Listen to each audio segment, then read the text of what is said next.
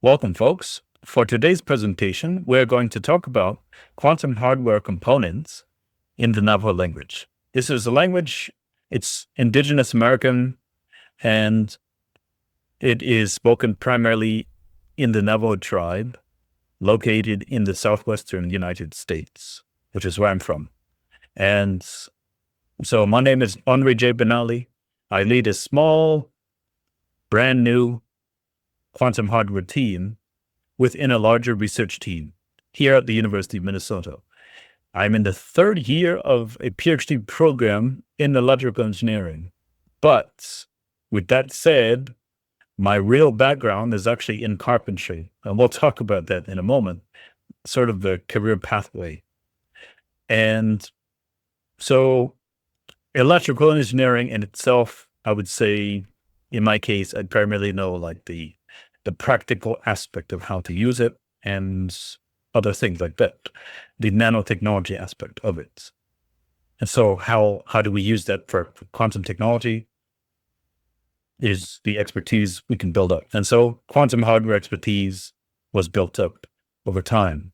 And so that's how it went from me.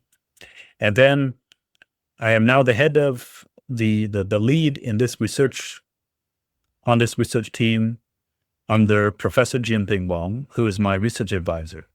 And he's also the principal investigator of the entire laboratory at University of Minnesota. It's called the Nanomagnetism and Quantum Spintronics Lab.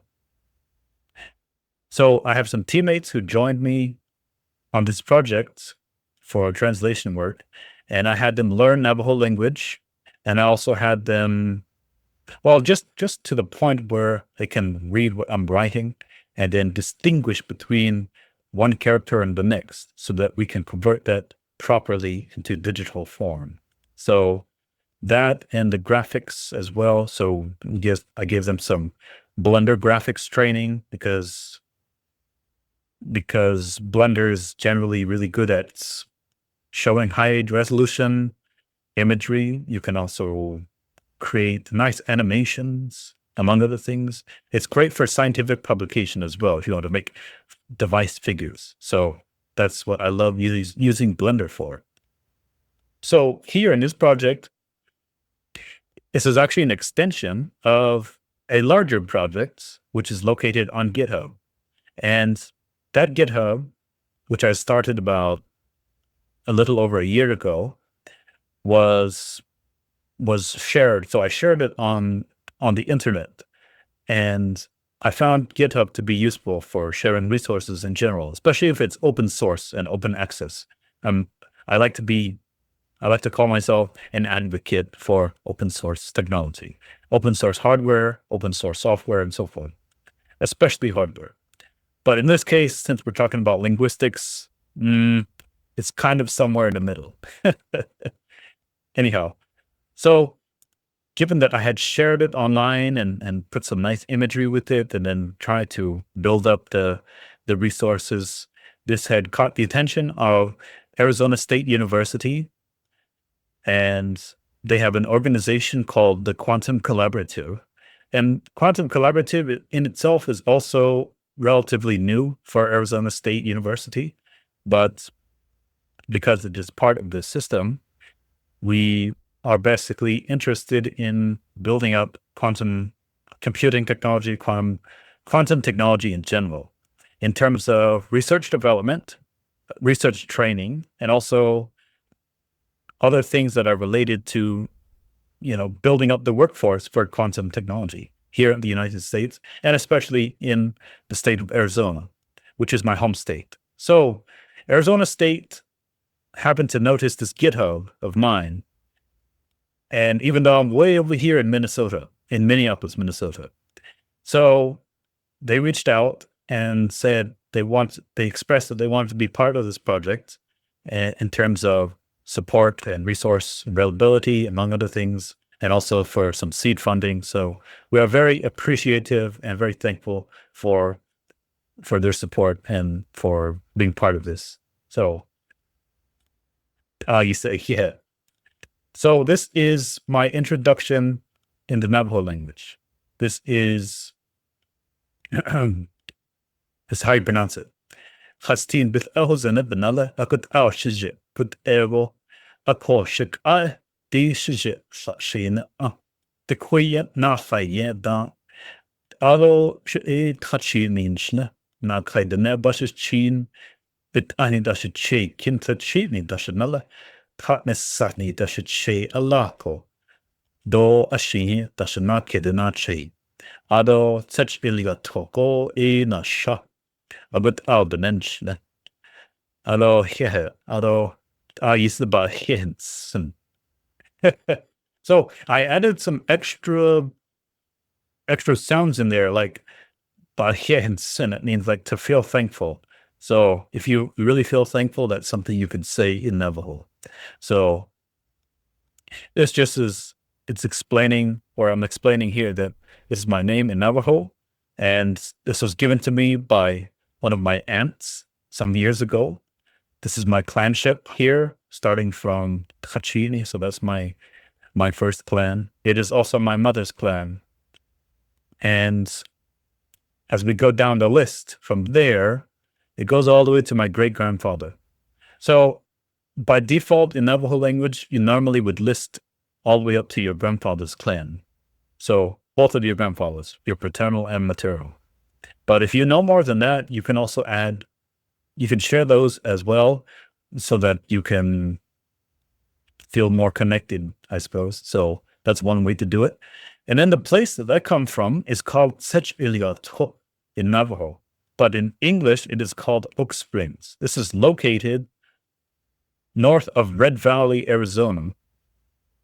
And this is about 40 miles or so west of a place called Sebetai. So this place, Sebetai, in Navajo, or in English, it's called Shiprock, New Mexico.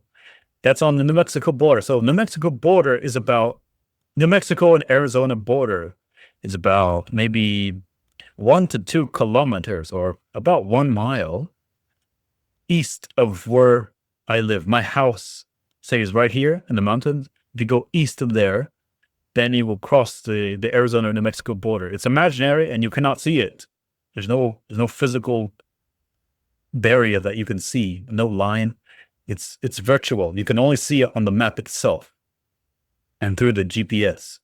So that's how it goes. And then this is also called the Four Corners region. So I will show that in the next couple of slides, but that's where I'm from. Grew up there in the mountains. I went through the entire Navajo education system, the school system in Arizona, specifically in Red Valley, Arizona.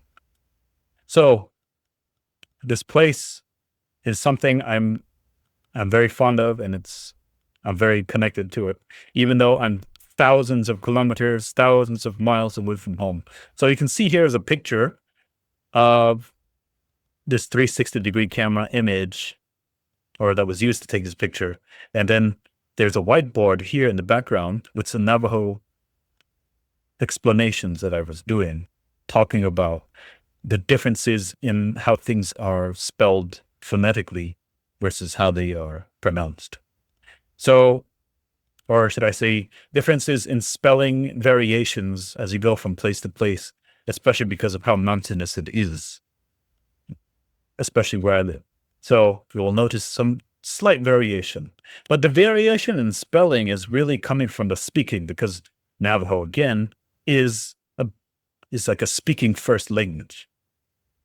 And then that was turned into a linguistics project for me on GitHub. So this is Native American or Indigenous American linguistics. And this GitHub is called Navajo Linguistics. And I spell it with an H because Navajo, if you spell it phonetically, you will actually spell it with an H, not with a J. So the J somewhere down south, I would say, I'm convinced that because our Navajo government is primarily located on the southern region of the tribe, and they wrote all the documents.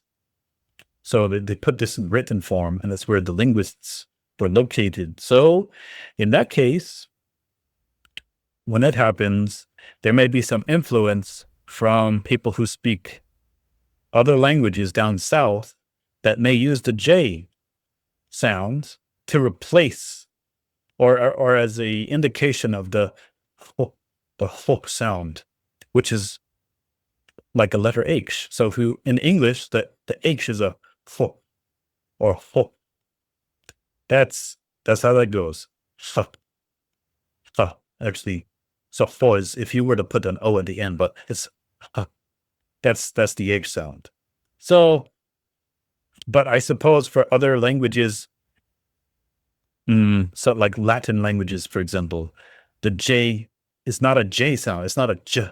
It's a it's a fo. But in Navajo, we don't use the J like that. We use a J as a J, like a J. So I will show some examples very soon of what that's like. So that's what's written on the board. But I was interested in kind of working on some new terminology for quantum technology, which is my area of expertise, quantum hardware. And now, if you look at this map, here's a picture of me on the left at IBM TJ Watson in New York, upstate New York. It's called Yorktown Heights, IBM Thomas J. Watson Research Center.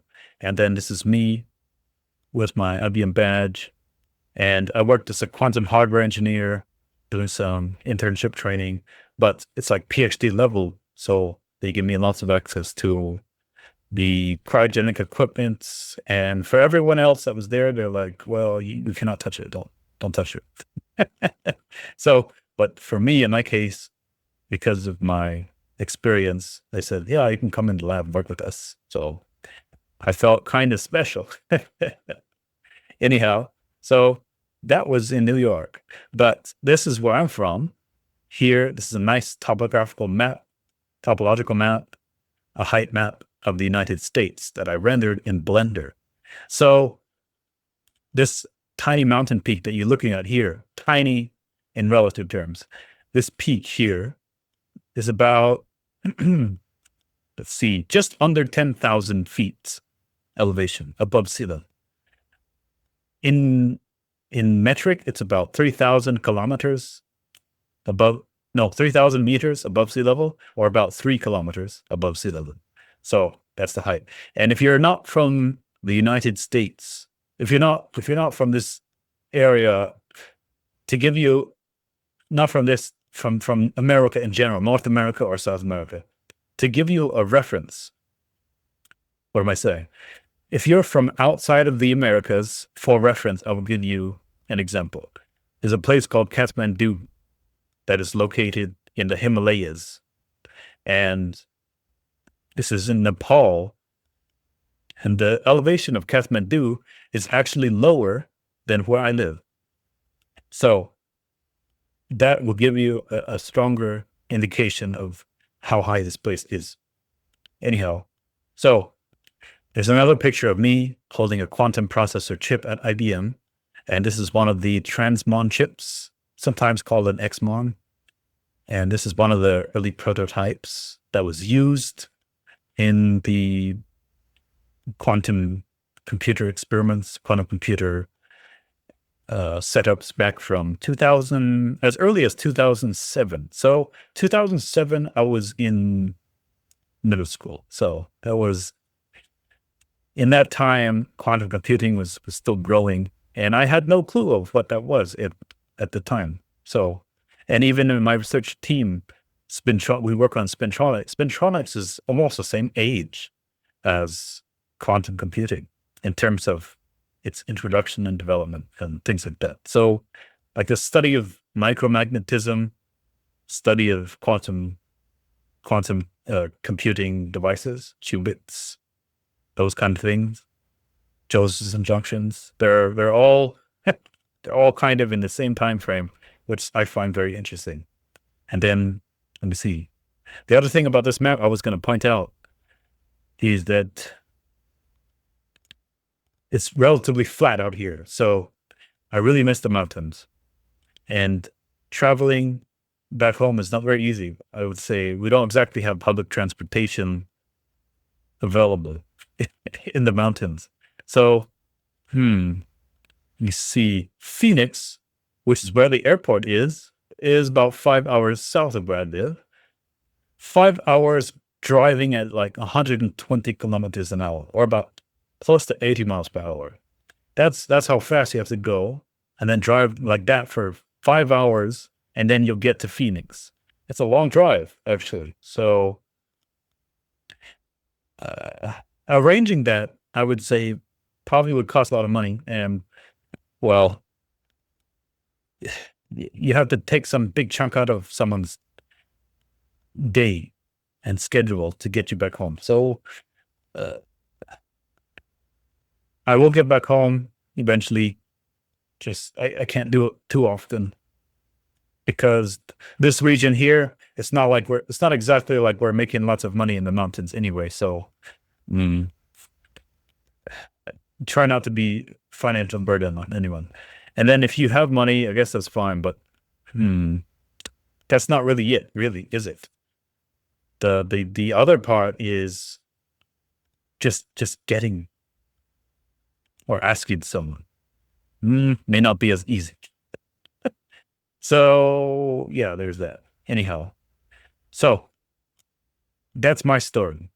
But I spent my time there in the mountains, and I did work on, even as a kid, I worked on like high voltage electronics. I worked on vacuum tubes, and I kind of did some reverse engineering on it.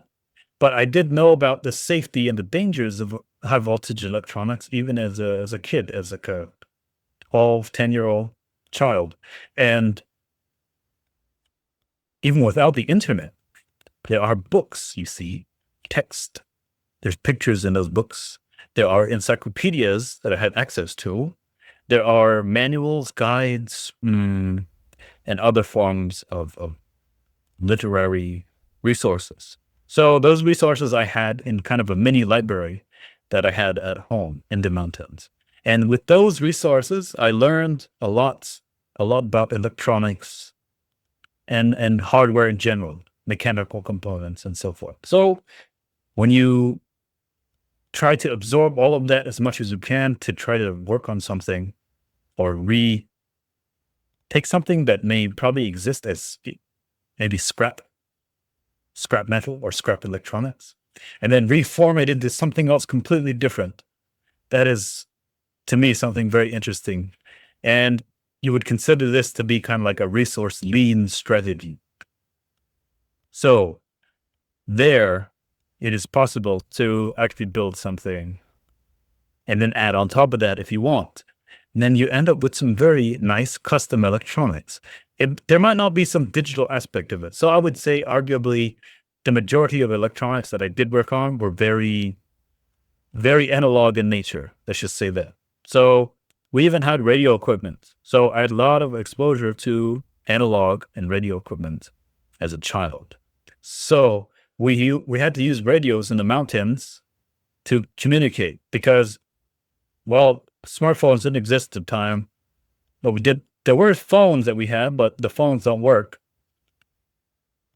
and the signal is blocked by the mountain peaks, so you can't always get signal everywhere. And in my house, the signal is sometimes works, other times it doesn't. So, and then you try to go around the mountains here and there, signal varies. So not great. But if you have a long distance two-way radio, which we did have, then you can communicate with each other, with other relatives and such. So you learn how to maintain the radios. You learn how to, well, there's portable ones. There's also stationary ones. You can keep it in the house. You learn how to set those up, learn how to fix them, among other things. So lots of very well needed skills to maintain yourself and also to communicate. So all of that combined together gave me sort of a early exposure to something that would normally be advanced. So given that I could build it, maintain it, work on it, and things like that as a kid, as a child, before I got to college, before I got to university, they already saw the evidence of this. I had the materials, I had the image, I even took pictures of what I had put together, and you could see how they worked. Sometimes I like to show people what this thing is doing, or they will ask questions when I am showing off something, and then it gets deeper and deeper.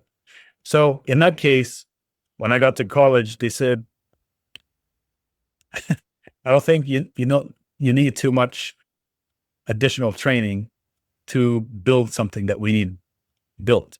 And so in this case, they wanted to build some electric vehicle technology, and they wanted someone who had experience with the high voltage electronics, which I did have experience already even as a college freshman. So in that case, they put me in the laboratory and they had me build all these vehicles. And then I learned how to build other kinds of vehicles. And so in that regard, that led me into the research laboratory. And the research laboratory, they took it steps. They took it from one step to the next, higher and higher, and had a lot of good experiences there. And that was in Utah. So Utah State University is like here. It's located in different campuses, branch campuses throughout Utah, even close to where I live. So it's not exactly too far from where I live. And for that reason, that's why I went there.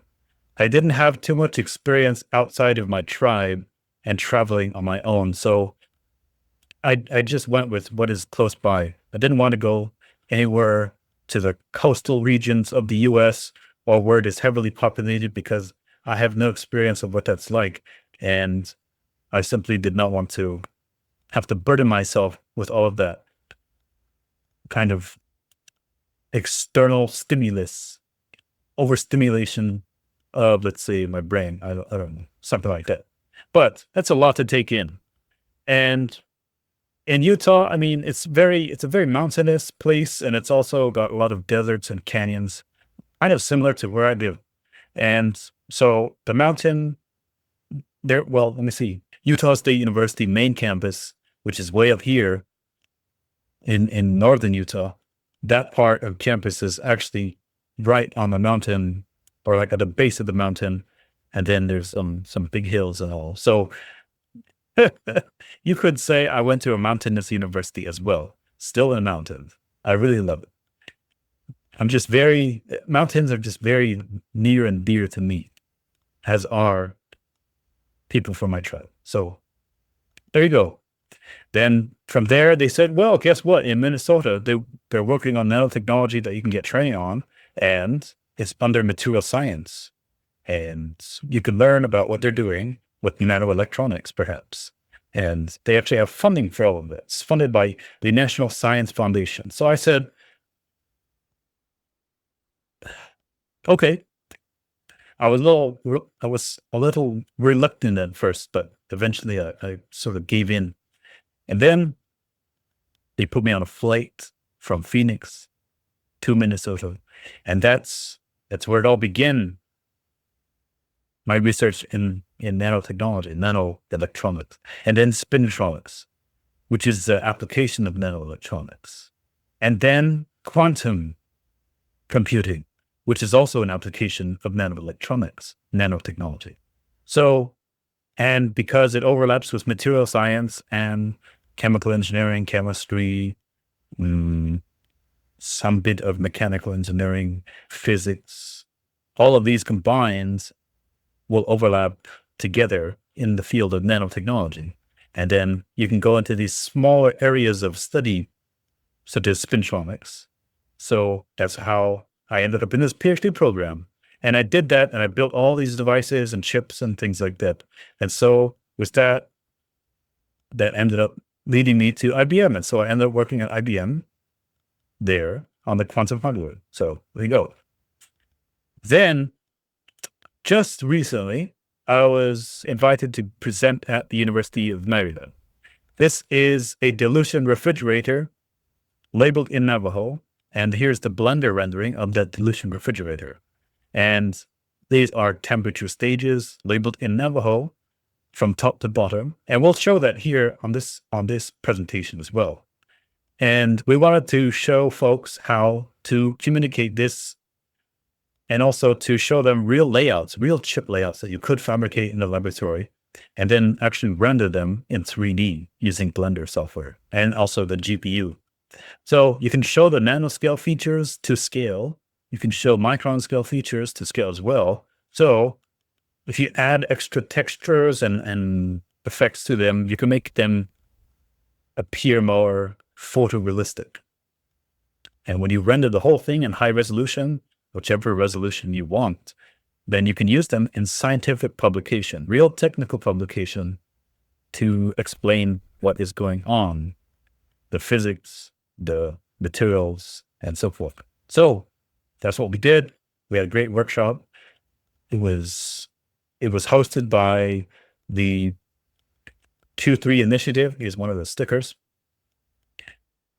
Q cubed initiative. So it's like Q to the power of 3 initiative at University of Maryland. And then also the Center for Quantum Networks. So these were the hosts there at University of Maryland. So with that, the dilution fridge renderings, we had other versions of it. So I rendered these all the way up to 16K resolution and also an 8K resolution as well. So the chips are available. This is just a sneak peek of what's on there on the Wikipedia. Wikimedia is a database for Wikipedia. So you can use this, and someday you may see this on Wikipedia featured on one of the pages. You'll see. But this is the QR code for that. There's a longer list of the devices and hardware components that have been rendered. And so they're available under a Creative Commons license. They're free to use and open source.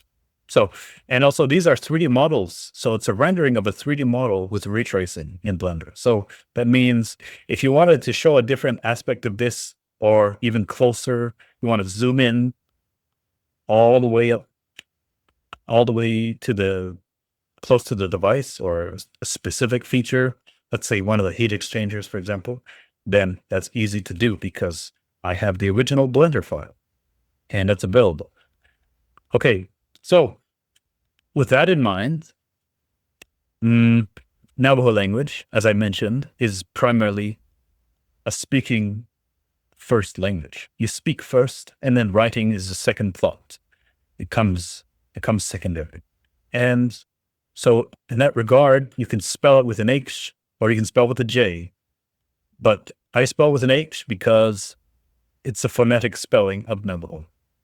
And the J, we don't pronounce this like that. In Navajo, if we were to pronounce this in Navajo, it would be Navajo or Navajo. But the J there is not. It's got some influence from down south. I think some Latin languages may have influenced that because the Navajo government and all of that is located in the southern region of the Navajo. But we don't really know any Latin languages ourselves. So that's only a special case here. Everywhere else, the Navajo language, if you see a J, it's a J sound. So in the literature, if you want to make it more accurate, then you can listen very carefully and then convert that into phonetic spelling. And then you'll get a really good Navajo spelling. So given that I had the training from elementary to high school in Navajo, this is pretty much the technique. And then the other thing to note is that there's this term in English called particular. So like here's a particular piece of paper, I don't know, or particular phone that I want to highlight. So particular. So in Navajo, there's a term for this that we use, and it's called igi. So bish, fane, igi, di, digi, this one right here in particular is what I would say. So there are some examples I will show in a moment, but particular you can use to point out something in Navajo and then start talking about it. So you'll see the word. So if you, in terms of writing, if you see the Navajo vowels like ah, eh, or oh, there are variations of it that are available. And normally you will notice that in some cases, what am I saying? In some cases, you will actually notice that there's some kind of apostrophe that is placed before the Navajo vowel. So if a word starts with one of the Navajo vowels or a variation of a Navajo vowel, then you will see that apostrophe right in front of it. But the pronunciation is more or less the same even without the apostrophe. So adza, diki, jana. So here's an example I want to use in pronouncing the j. So jana. You can see that this is not pronounced yana. This is, so if you want to pronounce the Y sound in Navajo, you just use a Y, the letter Y. The letter Y. jana is correct. And then the two-part translation model. This is more or less how you would think in Navajo when you want to start translating. So I wrote these down as a supplementary figure. So you would try to locate the root word. Where does the root word come from? Like, for example, if you're thinking about describing the word think and you want to talk about it, let me see. Or something that is thinking. So, for example, there is something in this phone that's it's a processor, and that thing thinks. So, nsahakis or nsakese, you add the I to make it more, to make it become something. So, it is a modifier. So, nsakese. So it's like something that is thinking. But the word think in itself, nsakes, that is the root word. So you start with the root word and then you can start building up on top of it. So there are root words you can find, and we'll show that in part 2 of the translation model. But you do generally try to look for the behavior of this object that you're thinking about, the pronomistic characteristic, the features. And then if you want more accurate description in terms of translation, you have to look for the history, the etymology of this thing they're trying to talk about. And then you start going through like the prefixes, suffixes, the particles. If there's any, there isn't always a particle available for that, or no particle needed. But if there are, try to locate those, and then potential postpositions you want to add on top of that. And then as well as the real positions. So sometimes you're talking about physical object being on top of another object, or on top of my hand, or is it under my hands, below my hands?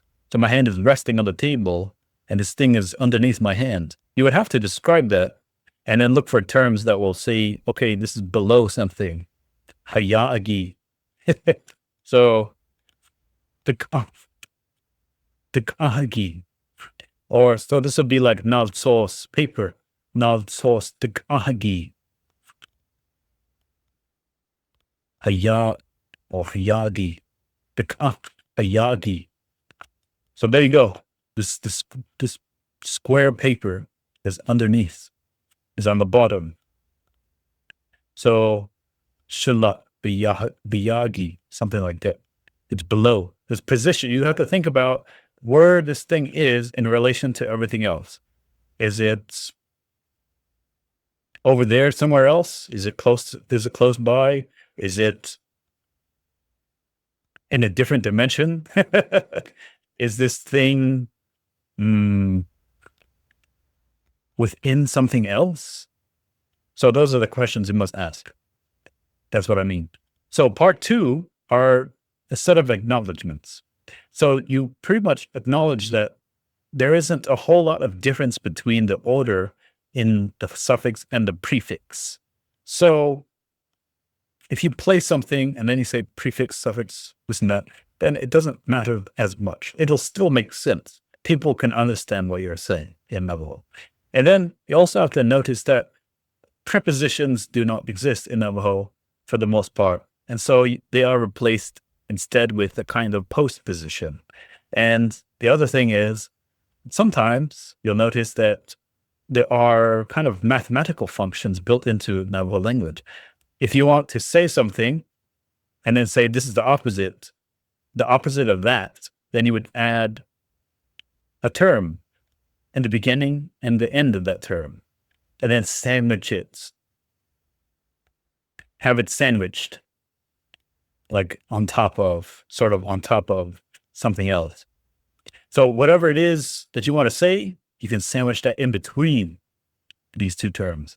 And that is do da, for example. Do da by itself means no or not. So if you say do akut da, do akut da, akut means that's how it is. But if you say do akut da, they add the do da at the end, or at the beginning and the end. So it becomes that's not how it is. So that's an example I like to use. So if you go there, you can say that's very much like a mathematical operator. It's almost like putting a absolute value sign, an absolute value, and then maybe a negation sign, and that would be more or less equal to what do da, or how do da is used in Navajo. The other thing you will notice in terms of spelling and also in pronunciation is that some words kind of resemble each other. And if they do, they're sometimes associated with each other. Not always, but sometimes they are. What is the percentage or the probability of that?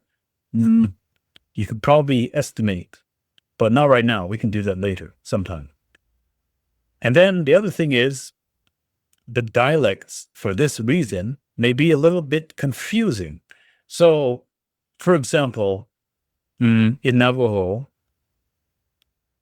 we have a strong word, or a really not a strong word per se, but it's a word that's used to describe a rock. So a rock in Navajo is tse. So tse is like it's a consonant cluster, ts, and then with the e at the end, with the high tone, tse. But in other parts of the Navajo tribe, maybe further down south, on the other side of the mountains here and there, they may pronounce it differently. They might say something like, let's see, like seh or something. They have a different pronunciation, ever so slightly different. So, sejil. Let me see. Seh.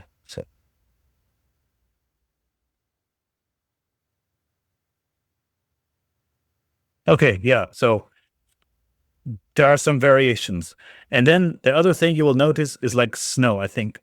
Snow is like yes.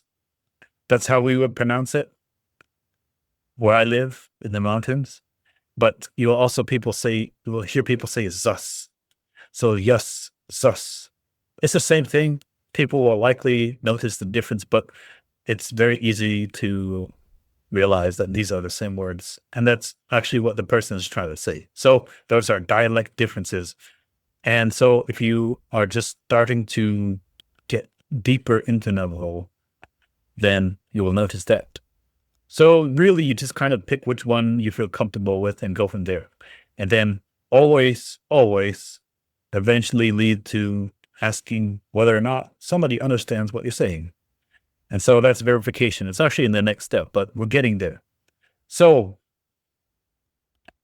Navajo words, or Dene root words, usually start with these kind of sounds, like ah, be, he, ne, se, te, or ye sounds. These are the kind of sounds that you would hear that will begin to form a root word. You will notice that. And then the other thing is you will eventually start forming the terminology of some kind for something you want to translate, or even form into words out of your thoughts.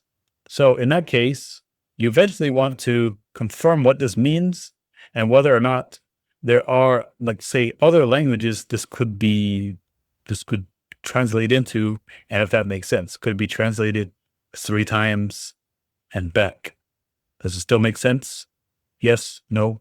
You have to make sure that this is possible.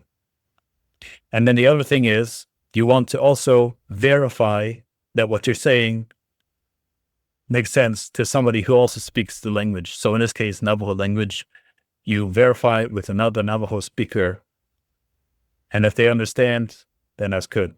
If they don't, then you try to find a way to explain it better, and then feed it back, loop it back into the translation, and then you get better translation.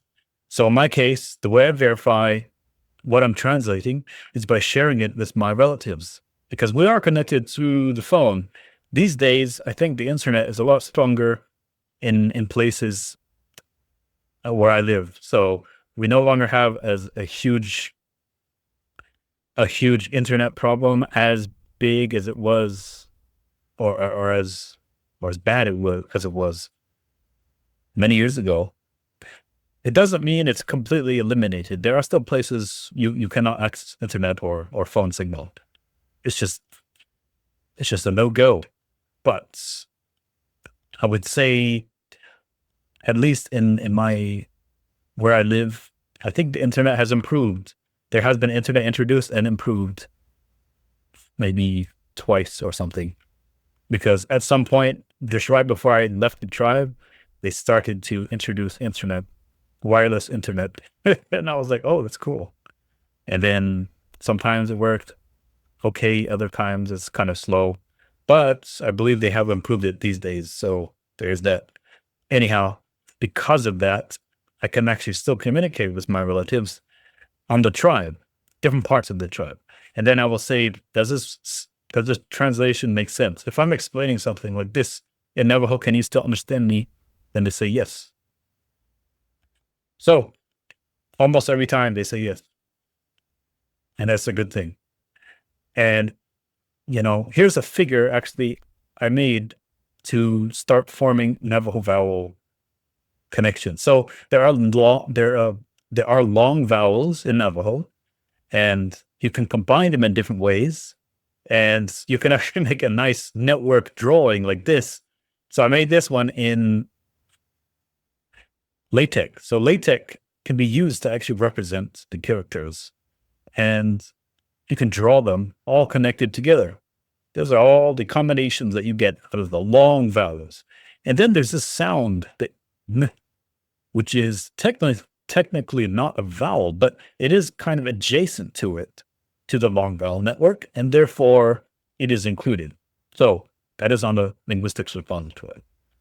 But if you start actually type out this Navajo word, the Navajo characters, these characters in digital form, what does it take to do that? So you ask the question, how does that begin anyway? How do you write words on a screen, on any computer, electronic computer? So the answer to that is this thing called Unicode. So it turns out, as I had explored and found, that the Unicode has actually been introduced, and it's pretty much it's a kind of encoding that can be interpreted by some computing system. And so it will actually run in bits at the low level, and you can actually represent this as binary. And so the computer will either parse or will read this code. It will interpret it in real time, and it will actually just start generating characters.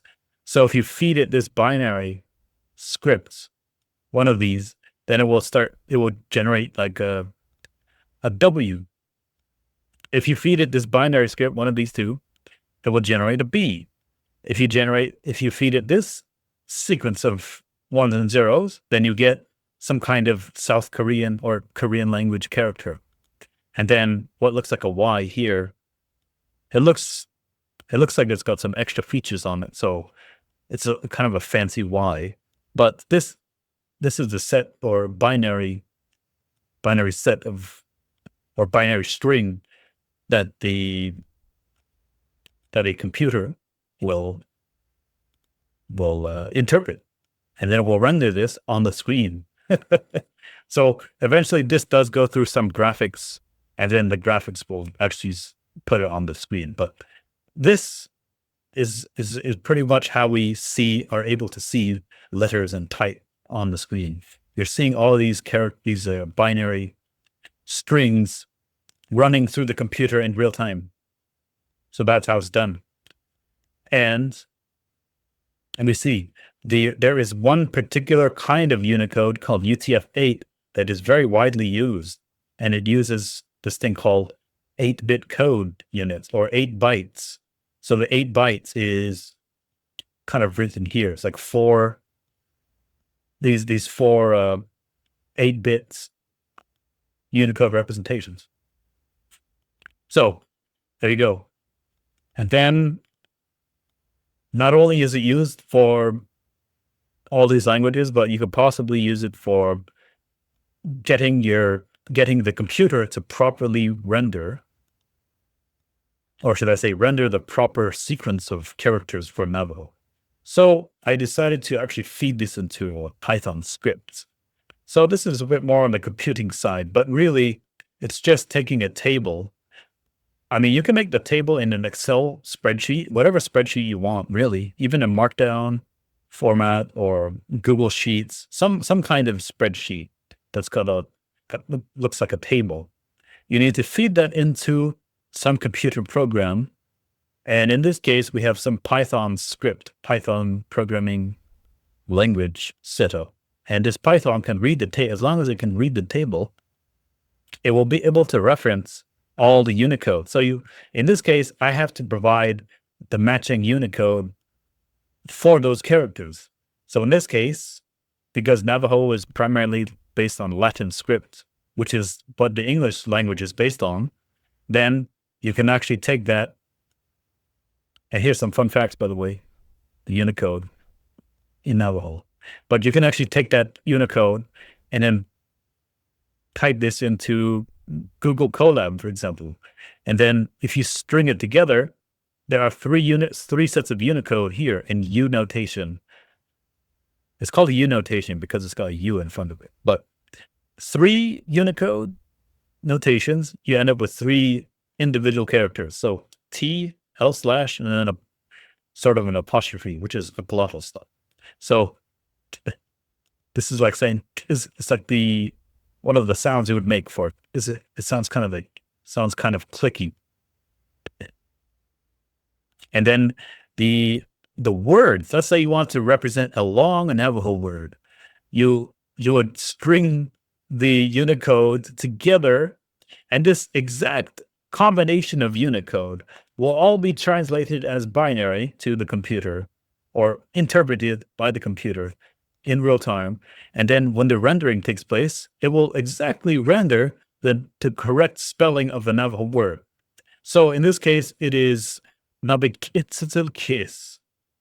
So this means to think carefully, or careful thoughts or consideration. So you can see the root word here is, well, it says thought, but the root word here is to think. It's a kiss. It's kind of stretched out right here. So kiss. It's a kiss. But the root word is nsekis. Nsekis. The in is right here, the tse is right here, and then kiss. Nsekis. And then it is kind of inserted with these extra characters, extra sounds to describe some modification to thoughts. Anyhow, you can actually make a table. So I made a table. This is in Markdown format. I do have an Excel spreadsheet for this as well, but these are Navajo letters, and this is not exactly the Navajo letters individually, but instead, this is the Navajo letters individually plus the consonant clusters that you will see very commonly. I think this is important to include because if you want to write characters in Navajo more efficiently, then the consonant clusters you will see very often. So there's all the normal individual single characters, then the consonant clusters like ch, and then l, z, r. There's h, there's k, then kwe. So KW is kwe, like kwe. And then sh. And then there's ts, and then ts. And then that's it. But all of these consonant clusters that you just heard and that you can see here are used very commonly. And so it's nice to have the combinations for the Unicode available. And there's also Unicode for some capitalized vowels available here. So you don't normally see capitalized vowels for like a O with a nasal tone or I with a nasal tone. That's just not, it's not very common. But what you can see, it is available on the GitHub. Now, if we want to talk about translation, we're going to do a small demo here in a moment. But the idea is basically to put some root words here and some words that you might want to use for expression, like the igi, for example. You can place this here if you're talking about a specific thing. But if not, then you can list something else. And then what is the Navajo term for that? So once you do end up with a really good idea, then you can type it out here in English and then write down the Navajo term and then make a rough transcription of what that means in English. So there you go, a blueprint. And now for the example. So let's talk about computers. So computer is described in a number of ways in Navajo, but again, it requires context because, for example, here on the left, a computer originally actually meant a human job, a position, occupation. So this is a job that you would actually apply for as a computer, and you would compute. And how is a computation done? It is done by hand on a table. So you can either calculate things off of memory and try to write down the information cell by cell by cell in the table document on paper, or you can have some calculator. So what this person is working on here is it's got a microscope looking at some sample of some sort with the table, a pen. This is a table document, tabulated document here that this person's filling out. And this calculator here on the right is either electromechanical or is mechanical, one of the two. But you can have some calculator available on the side, or you can try to calculate it in your head if you're that good at it. But you would do the information and the computation cell by cell by cell by cell by cell. And that's one person doing the job of computation. That's how computation used to be done many years ago, decades ago. And this is actually borrowed from NASA originally, and they decided to put it on Wikimedia Commons for public use. So here you go. And that's for the context. Computer actually meant a person. It was a real person doing a job. And now, if we're talking about a computer in modern times, we're talking about some electronic device doing computation of some sort. So in this case, it normally is electronic. So it is an electronic computer, but due to the conventional usage of the term computer, people just call it a computer and nothing else. And they don't think anything else of it. They don't normally think of that as a person doing something. But that is the history and the context. So what does that mean? It means it is useful to think about these things and about history in order to translate something properly. So now, when we look at computer in Navajo, so this is how my grandmother explained it to me many, many years ago as a child. And basically, you have some metal, and it's pronounced besh. And besh, if you combine it together with the description for the color red, besh with she, you combine these two together, it becomes copper. So copper is a red metal, something we describe as a red metal. What shade of red? Definitely not dark red, that's for sure. But either way, it's some red shade of metal. And then there is nsekes. Here's that word again, to think or think. And then when you combine these three together, you can say besh-te-chi nsekese. That means this piece of copper, this copper, this metal, this red metal thinks. It's a red metal that thinks. So that's how you describe an electronic computer, not a human computer.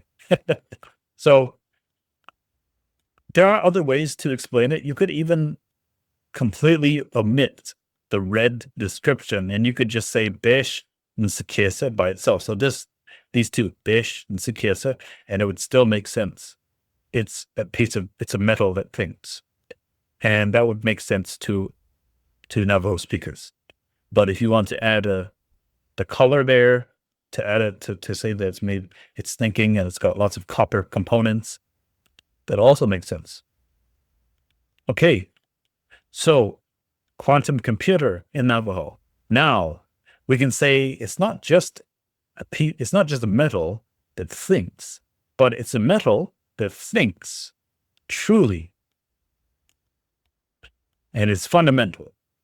So besh, and then ni, so it's like really, truly, and then think in the case, and then fundamental or element. So this is talking about objects that are fundamental. Adat ehegi, that which is fundamental. So in this case, we're talking about metal that thinks at a fundamental level. In other words, a quantum computer. Based ni adat ehegi in the case. This is the translation for electrical charge. So if we're talking about the charge current, we can say electrical current, which is a conventional usage, or current by itself. But if you understand what it means, or understand what this is really referring to, we're actually talking about the charge current. Because there are other forms of current that exist in electronics and also even in magnetism from spintronics. They call it spin current. And that's not the same as charge current. They're two different things. So in this case, since we're talking about charge current, we can focus in on that. Atsimil-ish. And then zil. Okay. I'm starting to get somewhere. And then nle. And nle, I would say, is a lot like a vector field, if we were talking about technical terms. And nle means something that flows, or it flows. And in some cases, it's talking about, depending on context, I could also be talking about you. You are doing a great job. And then igi, right there, a particular one that is. And then nlinigi, that which flows, or a particular one that flows, something that flows. There you go. The igi really makes it, you're really focusing in on this one thing that flows. And then the final outcome for electrical charge current is atsanil-ish b'dzid nlinigi. So atsanil-ish, electricity or electrical charge, and then b'dzid is like the energy, right here, the energy, more like an energy carrier by the charge. I didn't put carrier on here, but it still would make sense in Navajo. In English, you would have to actually add some other things. But atsimil-ish b'dzid nlinigi is like a charge current. And then superconductor. So this may take a little more effort because it's not as simple as one would think, especially when you're talking about how this thing is actually super. And what is it super by? Like, is it hosted by something?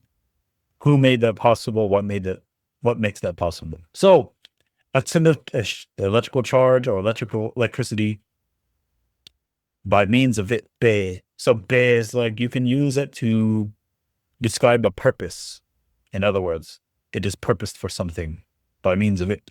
So zin or a zin, and then bidzin, and then nl is a current again, flowing, some vector field, and then particular gi, nlngi, and then ta'yisi, or ta'yisi is extreme, or really.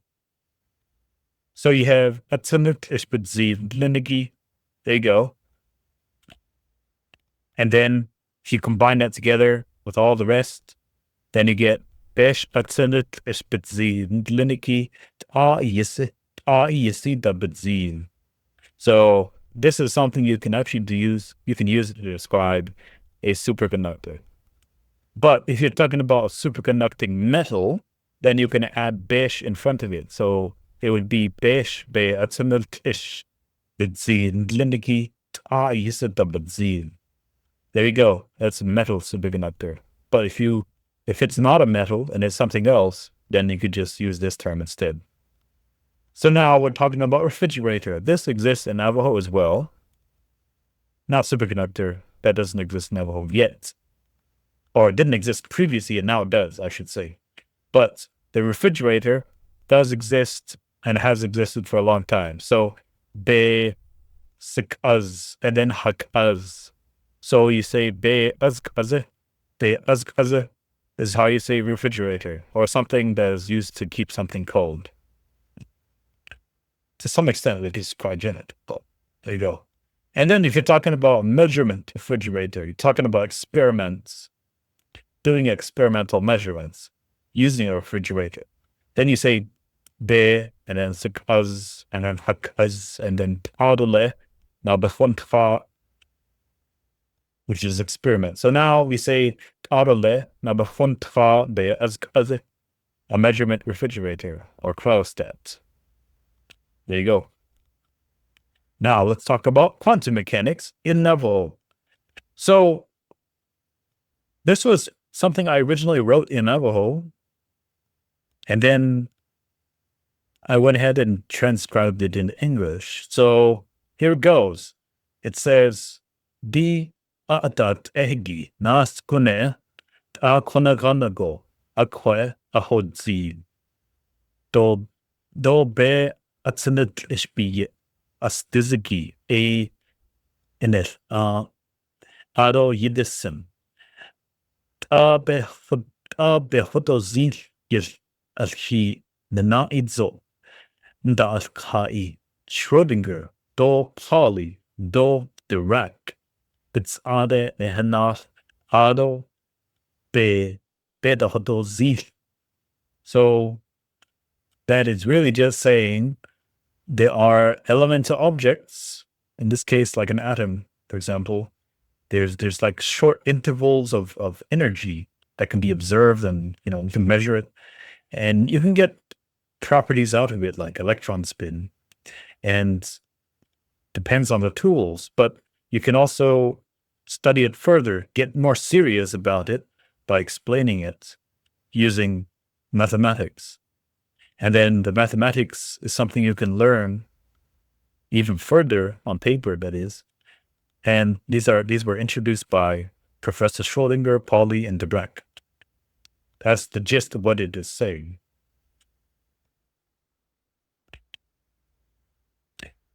Okay. So, with that in mind, turns out there is a Navajo Braille system. So, Navajo Braille was introduced by this lady. Her name is Carol Begay Green. And Carol Begay Green contributed this information on Wikipedia, and I believe also has a webpage. You can type in Carol Begay Green. But Carol is a blind Navajo woman and educator, I think in New Mexico. Let me see. Arizona or New Mexico, one of the two states. But she decided to create a new Braille system that is in Navajo. So based off of that information that is open access on Wikipedia, I decided to sort of retype this in Navajo Braille. So if you can print this out and feel these dots, then you would see then you would be able, well, not see, but you would be able to feel the quantum mechanics explanation in Navajo. And then we decided to print it out using 3D printers, and then the 3D printers have some capabilities to represent the dots. And that's what it looks like. Not only that, but you can actually describe or show quantum mechanics equations in another kind of Braille called Nemeth. So this is Nemeth Braille, and this Nemeth can represent whatever kind of equations you want, because how else are you going to learn math if you can't have some other form of it? So there is a society known as the Blind Society of Physicists. Physics has quantum in it, and that's where the studies of quantum mechanics originally came from the field of physics. So you would find this Blind Society of Physicists, and they would likely have a system available similar to this. So this Nemeth Braille encodes the Braille dots from the equations, but the equations are not written all vertically like you would see in an equation rendering, or even on paper. It would actually render it linearly from left to right. So you would actually read the table contents that are labeled in kind of a standard Braille, like in English, for example, or something else, even in Navajo. And then there is a set of, or a string of Braille dots that you could read, and these strings will represent the individual descriptions of the characters used in mathematics. And then there's a supplementary explanation in the standard Unicode Braille here on the right. So if you were to convert that or have a look at that in print form using LaTeX or MathTeX, then you can actually see that these equations have, so like a d dt, for example, this derivative, and then there's an a component here, and there's an x. So this is representation of an expectation value in what is called the Ehrenfest theorem. And then there's a 1 over IH bar, and then another expectation, and then the Hamiltonian along with the a component. And then another a component again, but with a partial derivative and a partial over partial time. So this is again like a statistical representation of how you would write it in LaTeX form, like mathematical form. This is quite normal for folks that can see, for majority of the human population, right? But in Braille, all of this would be flattened out and would sort of be stretched this in the horizontal direction, linear. So instead of instead of DDT being written like a D with a horizontal bar and then a DT at the bottom, it would be a D and then a slash and then a DT, and then the remaining characters. And then the same with all of these other fancier characters, like the psi symbol, the gamma symbol, the mu symbol, the other combinations. For example, all these, the more complicated they get, you will still have to read it sequentially. And that's how computers would be able to understand equations, actually. So it's kind of like writing math equations for a Python environment or some other computing environment. But in this case, instead of putting it directly into a number or abbreviation for a computer, instead it will be converted to Braille. And that's how Nemeth Braille works. And so there are descriptions for every one of these characters in Braille. And that's how it looks. You can kind of see, so if I zoom in a little bit, you can kind of see there's a Dirac equation from Paul Dirac in the covariant form, but the equation is written from left to right. You can see there's nothing sitting on top of other characters. It's all written from left to right. So you have an IH bar, gamma, and then there's a power symbol, and then a mu symbol, and then a del, and then the subscript. So the subscript here is likely something you can use to represent, like, this next character is actually going to be placed as a subscript. So there you go. That is the Braille form, Nemeth Braille for the equations. But then, guess what? We also have biological research to have a look at. So biological representation exists. There's actually documentation and translation available for medical terminology in Navajo. Medical hardware as well is also included, but they don't always translate well for people who are not involved in biological research or medical diagnostics. So in this case, you can outline what those things mean. So this means you can see something with an instrument. So the be is like enablement of something. So it's by which something is happening. So it's like it's an attribution of purpose. So you can see this.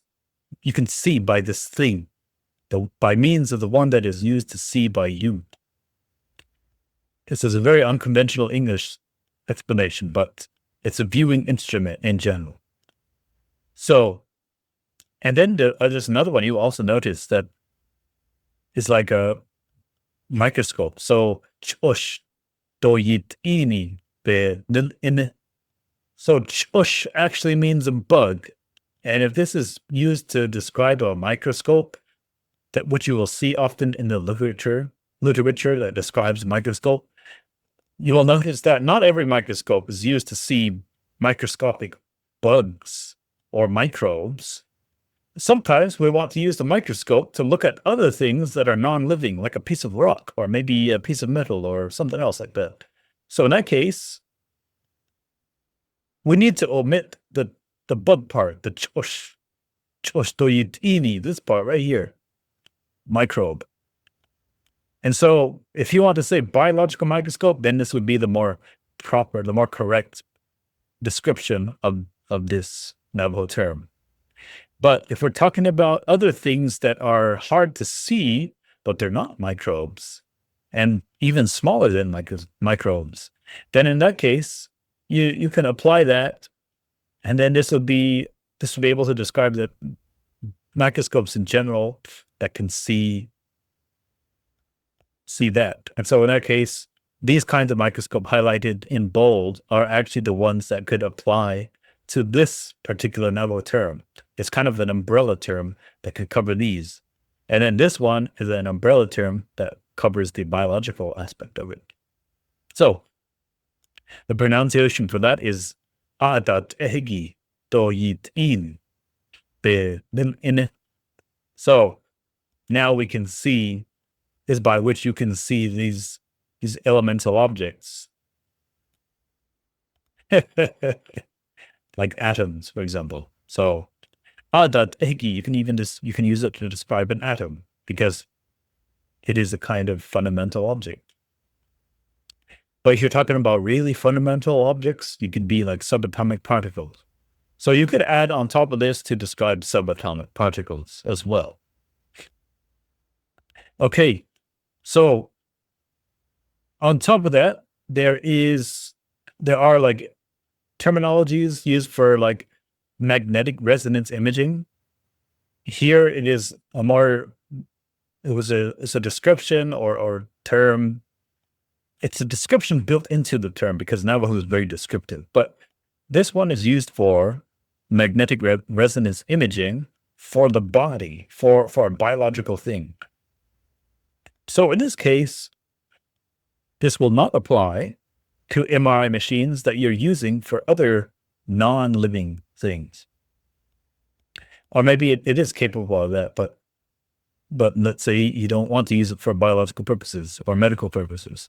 In that case, you can use this other term, which is toshchetso bi hodiljo do besh na ilahi be hinani do adole na das nili a asa nal ka do yida ale. So nal ka means like to study, and then asa means like all together. So this is talking about this object that is shaped like a barrel, and it's got these other descriptions in it, but generally there is a magnet. So magnet is right here. Besh na ilahis, how we describe like a magnet. It's just an attractive feature. But if you're talking about things in general, magnetic resonance imaging in general, then this part that says behinani. Behinani means things that are living. And then dod adole das nili. So these are things that are non-living things, but they're kind of in groups. They're grouped together. They're things that are that are not necessarily considered to be alive, but they're inanimate. So inanimate grouped objects. So in other words, a non-living object, some sort that you might be interested in. You can use that to you can use some magnetic hardware to do the resonance imaging techniques on those. And then computed tomography. This one I described just in general. It's like Bena Nishe, Hinani, Do Adole, Das Nille, Yida Ale, Kinde, Ba Nehej Gij Nahalin Go, Hahinide. So this term is like basically you're taking this thing, you're taking images of things with this machine, this apparatus, but the technique is very much like sliced bread that you could see, that you could buy from a store. It's very much like that. And then you can take out the individual slices, or the slices can fall out, and you can do something with it. So that's computed tomography. It's compared to bread, sliced bread, which is interesting, but it would make sense, right? So there you go. Azlat del Glad, or Azlat del Glad. This is a term to describe an X-ray tool. Okay, I just realized that my camera is upside down. That's funny. Why is it doing that? Okay, camera. Let me fix this. There we go. That's better. So let's get back to it. So when we're talking about the lecture material to introduce to the rest of the Native American or Navajo society in this case, which will eventually, this framework can be used, framework can be used for describing it to other indigenous languages. So let's move on. Temperature, not kid. So it's like we're talking about an indication of temperature or time. Either way, it works. And if you want to describe, say, 4 degrees Kelvin, then you would say D bichiko not kid Kelvin does. We're talking about four movements on some indicator in Kelvin. So that's 4 degrees Kelvin. So Kelvin is just the name of a guy, Lord Kelvin, his name is, from the UK, I think. So in that case, you can say Kelvin. That's fine. Unless you give Kelvin a nickname somehow in Navajo, then we can add that in there as well. But until it becomes more well-known, then it's just Kelvin. So refrigerator, we covered this already, and then a factory in this case would be like adole, adal ig. Okay. Then refrigerator for experiment, we covered this already. We'll talk about these three right here, these refrigerator components. These four actually. And then this other one here is like a doer. So the translation I did this for this one is Arole abekontra betushje honezk az. So this means that there's a big barrel and you can use it to keep things cold for experiments. In other words, it's a doer, which is really a large thermos. So if you know what a thermos is, it's a flat, it's a vacuum insulated flask. I have a thermos right here, actually. Right here, this thing. This one, you can put coffee in here. We use these on the tribe, actually, because we want to go pinyon picking. Or you want to go chop some woods, some trees. You want to take some nice hot coffee with you. Then you can use one of these and it'll last a long time. So great invention that actually made its way to the tribe. So I'm grateful. Okay, so that is a thermos. It's a consumer one that you can buy and it's small, relatively small. But there are big ones, huge ones that are shaped like barrels, like this big or even bigger. Some of them, depending on how much you want to put in there, they could be as big as this whole office. Those would be for massive experiments. But in general, that thing is called a doer. And you can store cryogenic liquids in there, like liquid helium.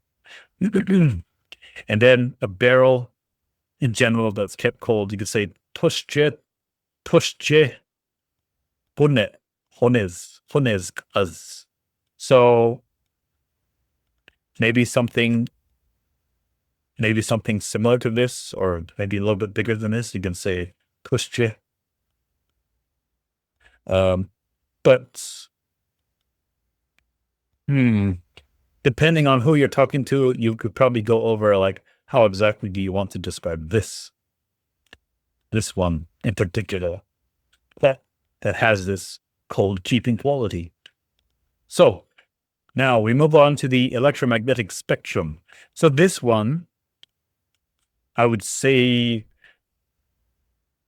there's some terms here that do exist, and then there are other ones I would say that are still developing because the description needs to be put in place. But radiation in general is sh. So you can use sh to describe some kind of beam, or not necessarily a beam, but like one component of a beam, which would be a ray of a beam. Radiation. So sh. So if you're talking about, like, say, the rays of sunlight, then you would say shabbat. So it looks like a string, or a string-like representation of the radiation coming from the sun.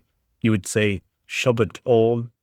That's how you say it. But shah in general is just some kind of radiation. And then it doesn't matter if the radiation is ionizing or non-ionizing, which means like, does it have the ability to destroy cellular organisms or biological matter, or not? Usually not, but there you go. Shah. And then khatso alga.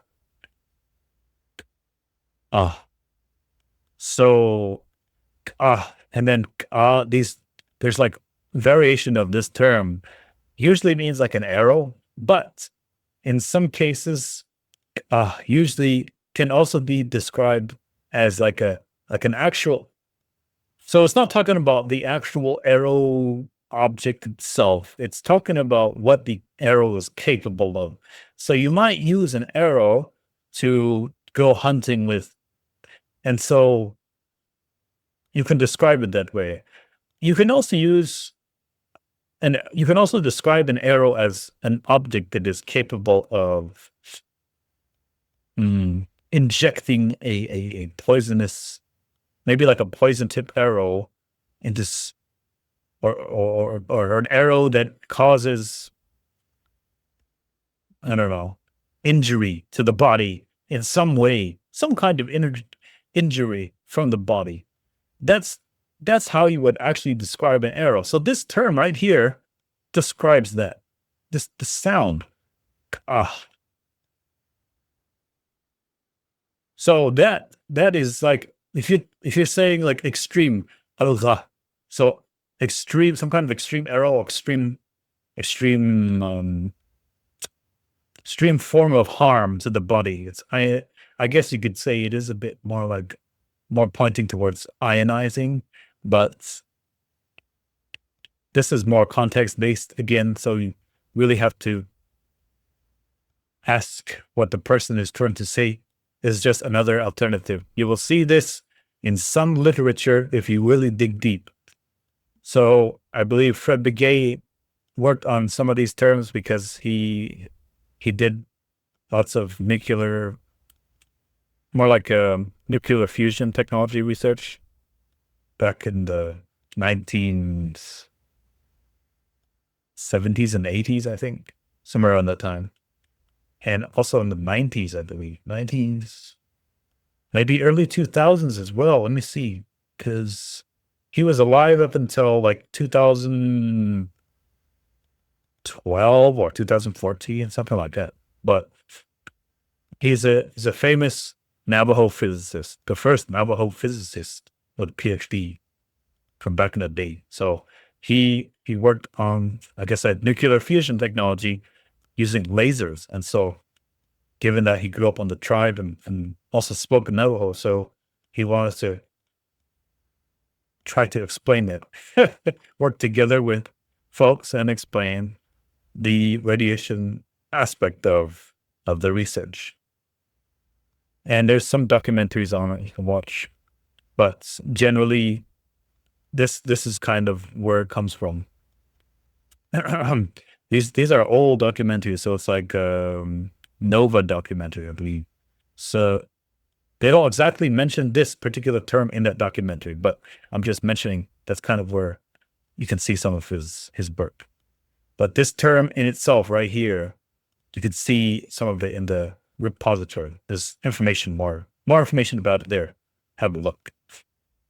But I didn't deem this exists already in Navajo, just means light, whatever light you want to talk about. And then sha tahod indi. So that would be like this is a description I would say fits as more like a reflection or let's say you're using radiation to see something. So let's say you couldn't see before, but now you project or shine some kind of radiation at something, and now you can actually see it. Now you can see the objects with it. You're using it to see things. Visibility. So I put here, visibility techniques beyond the detectability of the human eye. So your human eye can only see a certain range, but let's say you wanted to extend that ability by something else, maybe through some kind of radiation tools. Then this is one way to describe it. And then the other one would alternatively would be sha e dahot inki. There you go. And then wave, this exists in Navajo, yil kotligi. So it's a particular ripple. And then X-ray is alat de blad or sha alat de blad. It's like a really strong or extreme projection of some kind of light. Could be a light or it could be, well, light in general really is talking about electromagnetic radiation. So this still falls under that category. Gamma rays would be like alat de blad yisi tabadzim. Or sha alat de blad yisi tabadzim. So it's like an extreme projection that is truly strong. X-ray or gamma rays. So since X-rays already exist in Navajo, I was like, okay, so let's use this as a reference and then go beyond that. And then somewhere in the middle, just slightly before X-rays, you can say, Aradin blad, nahalinko. It's kind of purple-like, and it is still quite a bit extreme. It's barely purple, not quite. The violet aspect is still in the description anyway, so violet is kind of a reference for this in English, but over here the reference is the X-ray part.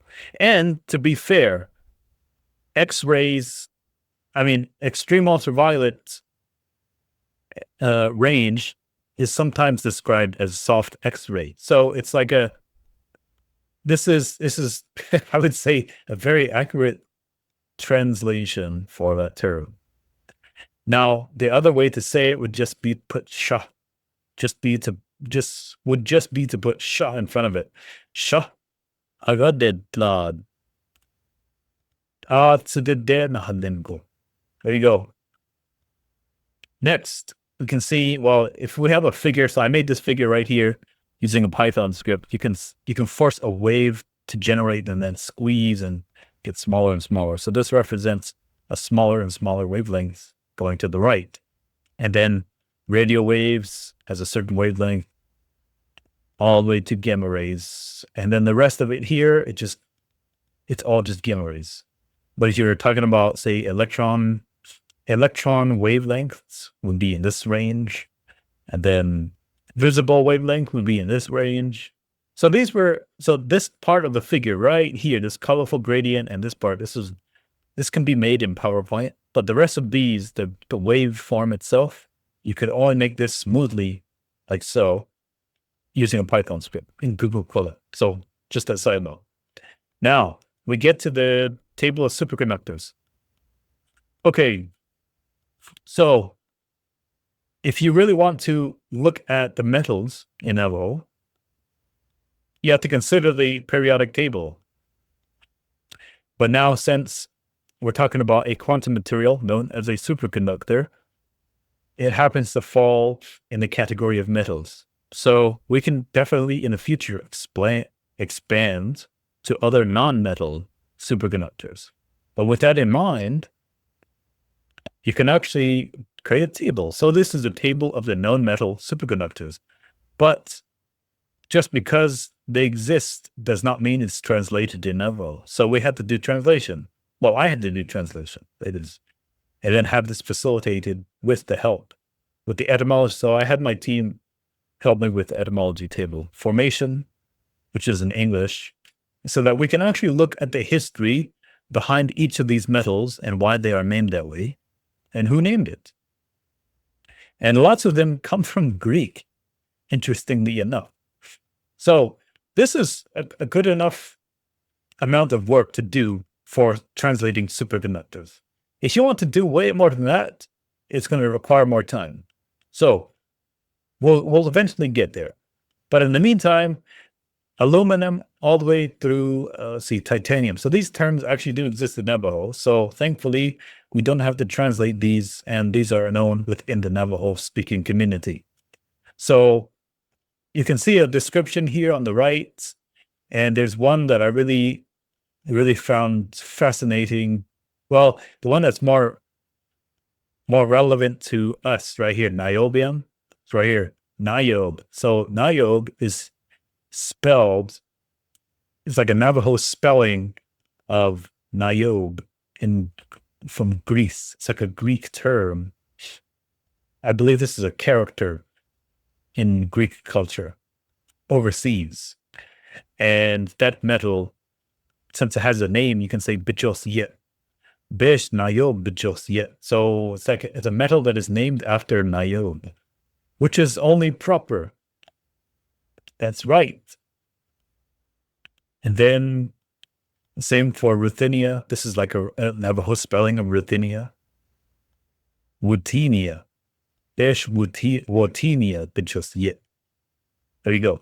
And then this one, I actually took the description of it. So indium is actually a metal that is very much like dough. It's kind of flexible, it's malleable. And the reason why I put this like dough is because indium in itself, if you cool it down to cryogenic temperatures, even at millikelvin temperatures, it still behaves as of a kind of somewhat malleable metal. It does not crack. That's how soft this metal is. And it happens to be a superconductor, which means you can use it as a superconducting bump bond. A bump bond superconductor. So that's the material science knowledge right here.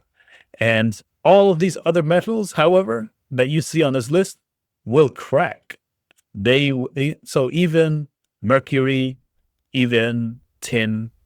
So tin is used as a lead solder. Like you can use it, you can add it together with some other ingredients, and you could use it to. I mean, it's kind of soft, but you could use it to create soldering metal to bond.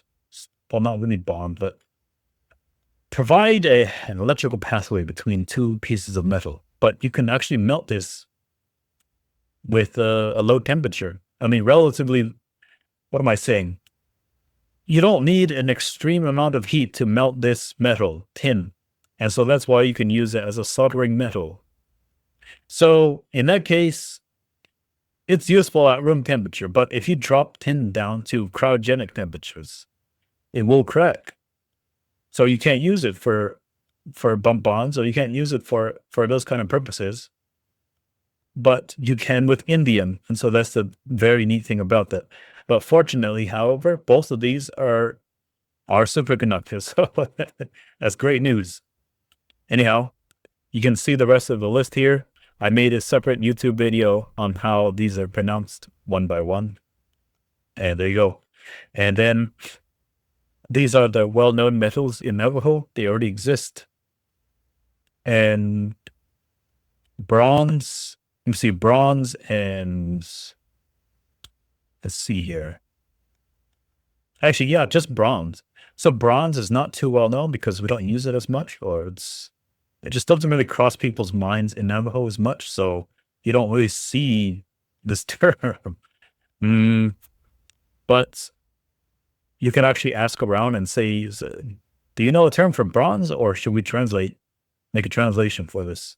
So I actually asked around some of my relatives because I was like, well, bronze exactly doesn't come to my mind immediately. So let's work on this. And we did. And it is pretty practical. So it's kind of like a dark yellow metal. So we can use that to describe bronze, and that's something anyone would be able to understand as a Navajo speaker. Now we move to cryostats. This is just a table tabulated form. I just wanted to highlight that there are some that have dilution refrigerator capabilities, either if it's integrated as a fridge, like a chassis, or as an insert, like a dipstick kind of setup. And then there are ones that have liquid cryogens. Those do not have dilution refrigerator components. There are no pumps that keep it cold. Once that liquid nitrogen or liquid cryogen, liquid helium, whichever, dries up or sublimates. What am I saying? Not sublimated. Once it turns into a gas, it's gone. Can't do anything with it. You can't continue to keep it cold at those temperatures unless you actually hybridize it together with one of these setups. But that hybrid cooling setup wouldn't exactly be a DR. It might be something else. So either way, that's a rare case. For the most common cases, so this would be, so here's some rendering. Here are some renderings I made in Blender. And the large frame one is, I mean, it's called a large frame dilution fridge. So there you go. This is one that you would see in public very often. So when you talk about quantum computing in the public eye, on the news, or on some scientific topic video. So there's someone making a video about quantum computing technology. They will likely show one of these large frame dilution fridges. So these are generally cryogen free, meaning it does not need a liquid to keep the whole thing cold. But there may be liquid inside of this thing that is enclosed and it will not escape.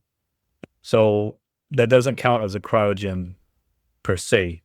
The rest of it is actually kept cool by means of some other kinds of pumps. They're that don't actually need a continuous input. You don't need to refill this thing, is what I'm trying to say. You don't need to refill this one either. There's no liquid cryogen inside of this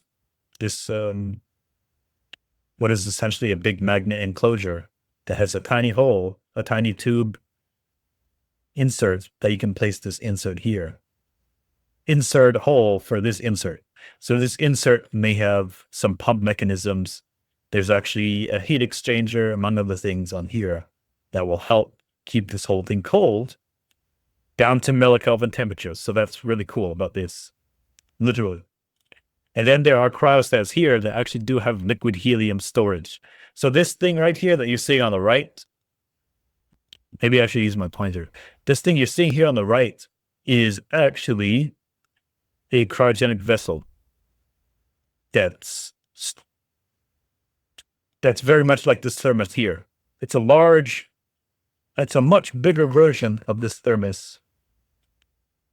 It's vacuum insulated and it can keep the liquid helium cold.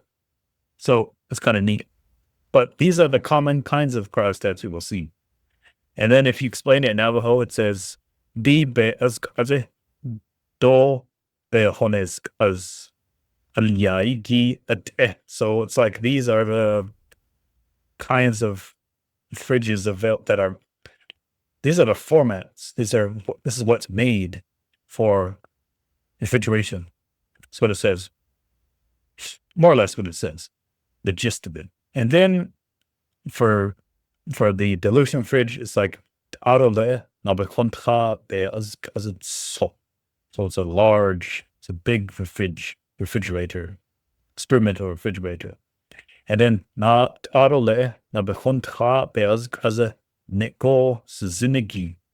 standing on the floor. And then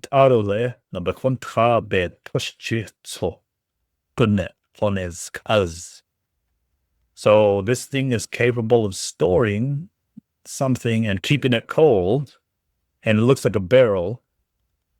And also it's experimental. It's used for experiments. So that's a neat description for a doer, a thermos. So here is a label for the dilution fridge stages. So this part of the fridge is essentially like the heart of the fridge. It kind of extends this part of this exchanger, the discrete heat exchanger, to some extent, a little bit, but the majority of it is right here. This is the heart. So it's like the heart of the fridge. And then so this is all the measurement setups for the fridge. And then this is just a spelling of 300. So the temperature is right here. So 300. And then Kelvin. That's where it's at. And then this Kelvin. And then Kelvin. And then this next one is actually spells out 1,200 millikelvin, which is equivalent to 1.2 Kelvin. So here you go.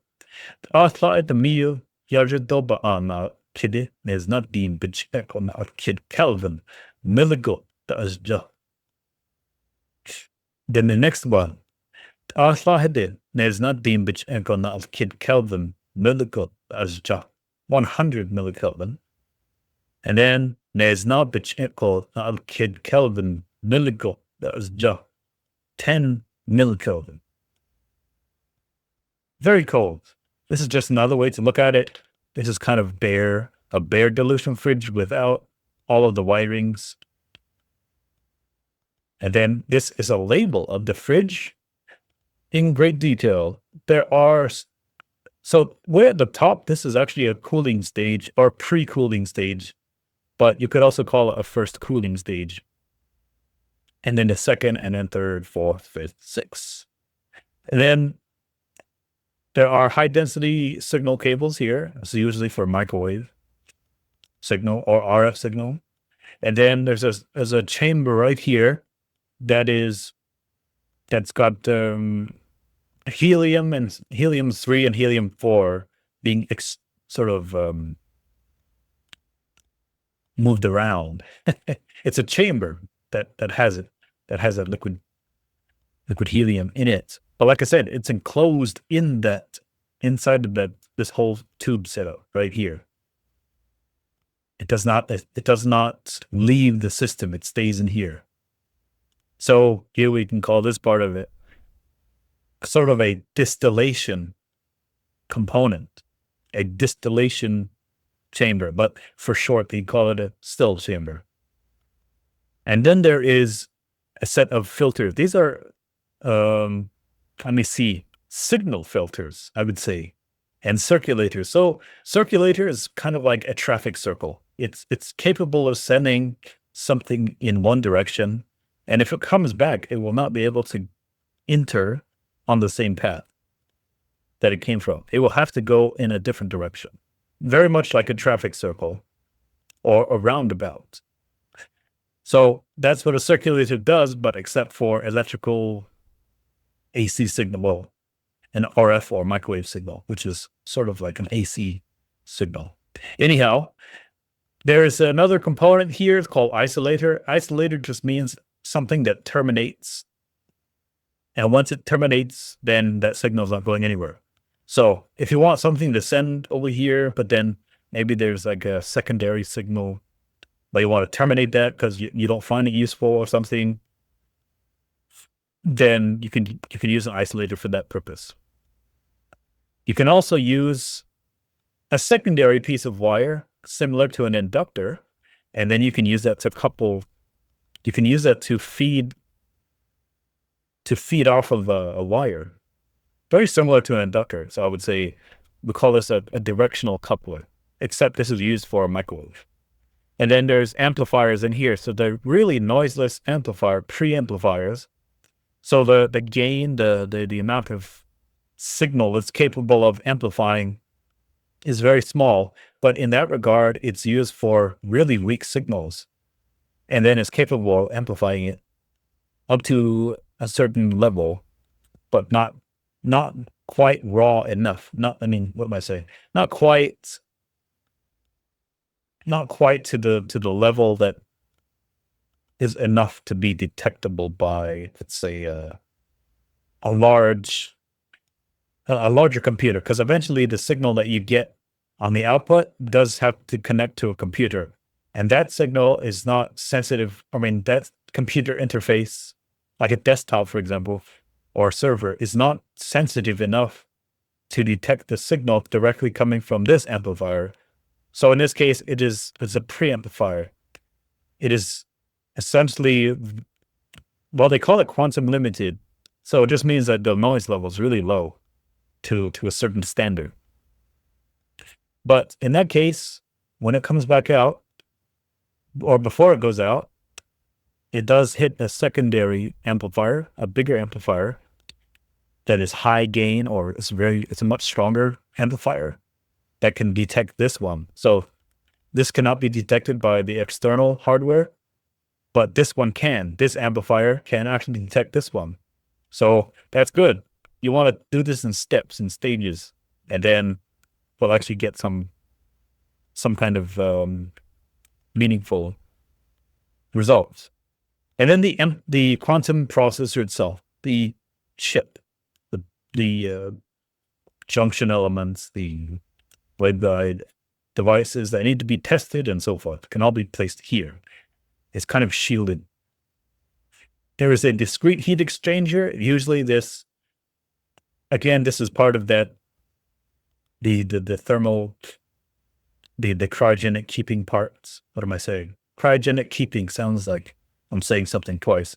Cryogenic in itself means cold keeping, but this is the cryogenic thermal management part of the fridge, or at least a part of it, which is all right here in the middle, including this coil and this coil. So in that case, this heat exchanger, as it is called, actually does have, or it's manufactured with silver nanopart or silver powder, almost said nanoparticles, silver particles in it. And what that silver is capable of, well, you can read the literature. But the whole point is that it does have silver in it, and it's capable of exchanging heat.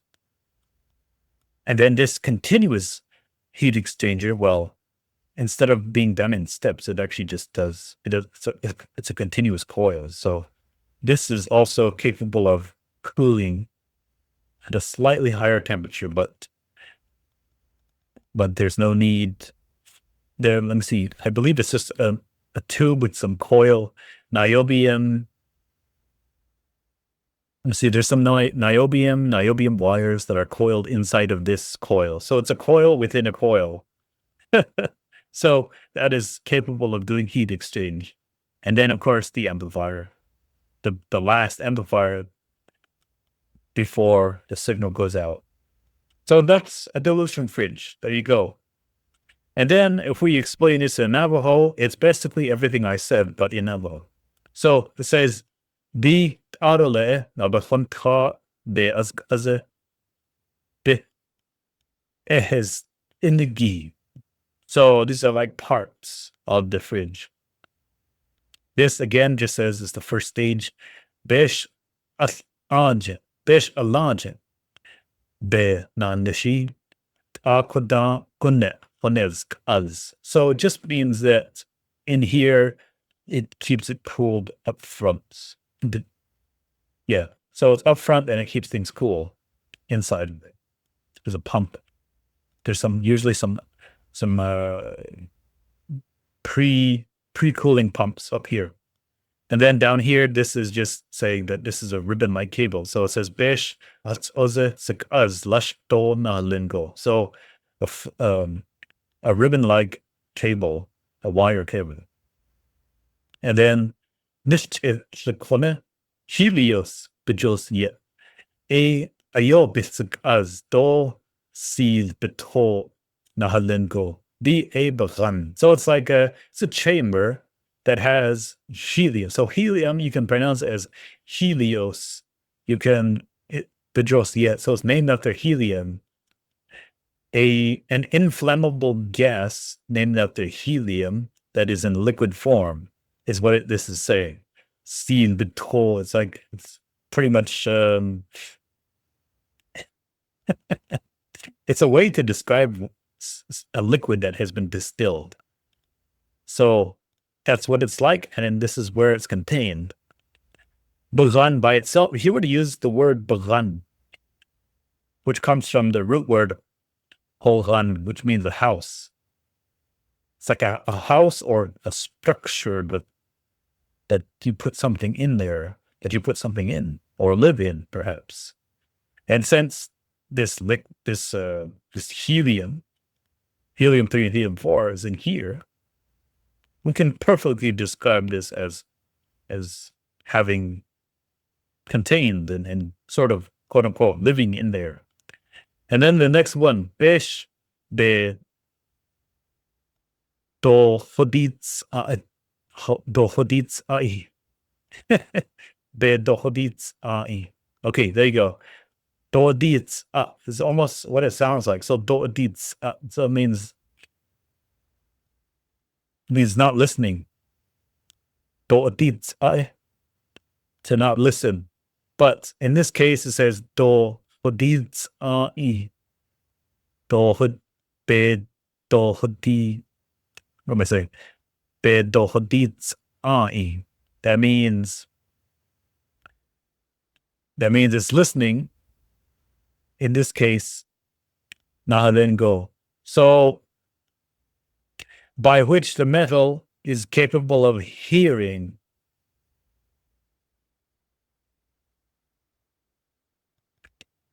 And then it says, it's kind of like this metal is this metal is okay. So it's hearing, but at the same time that hearing, the thing that you're hearing can be filtered out. It could be not letting go. So it's like it's almost as if there is something that this metal is capable of hearing, but it can kind of hush it. It can kind of cut off the sound in some sense. So, I mean, that's something you could use to describe a signal filter. It's capable of filtering a signal. This could also be used to describe, for a mechanical example, a muffler on a car. But in this case, you wouldn't use besh. You would just say be hodo, be do hodits I. So that would be like it's filtering out some kind of noise of some kind. But in this case, we're talking about this particular piece of metal structure, metal device. So that's a filter. There you go. And then do bish oze ta go be a hidden nago. So this means there's a wire in here. It's a metal that is kind of split in three different directions. And along these three directions, there is by which, or should I say, it enables a signal or something to travel along the wire, a signal to travel along the wire in different directions, either opposite directions, going this way and that way, but it goes three ways. They're kind of split in three different directions, but they can go in, they can also go out, but they will bend it somewhere in that direction as needed. So that's the way to describe a circulator hardware. And then besh bebe adits ani hodeziel be jelahagi. No, be jelahagi. So this means the metal that is capable of hearing. So this is the hearing capability, and then it is truly noiseless. So for this so it's like there's no noise. And then in that case, there's no noise or almost no noise. It's in that case going to enable an increase of the signal. So in this case, just ahanki. So that means to increase something. So you can use this all together to describe an amplifier, a truly noiseless metallic amplifier. And then that's a quantum limited amplifier right there. A nice description. And then do bebesh oze naz liligi. So this one is talking about other pieces of metal that are arranged to kind of manage the signal. And then do bish oze bed adidjit. So in this case, we're talking about let's see, metals that are, well, more like wires that are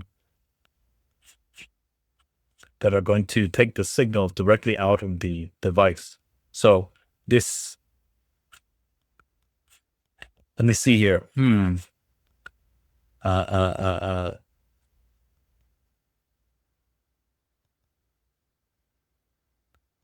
wish I could zoom in. Okay, so if I was to zoom in and then take apart this metal box right here, we can kind of actually see some of the components.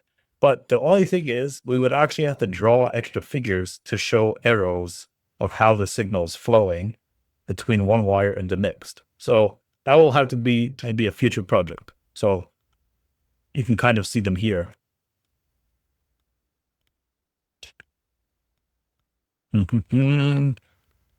So I did talk about couplers. And then, let me see. Oh, yes. And then there's like a termination. There's a wire that terminates. That's pretty much in there. But here we go.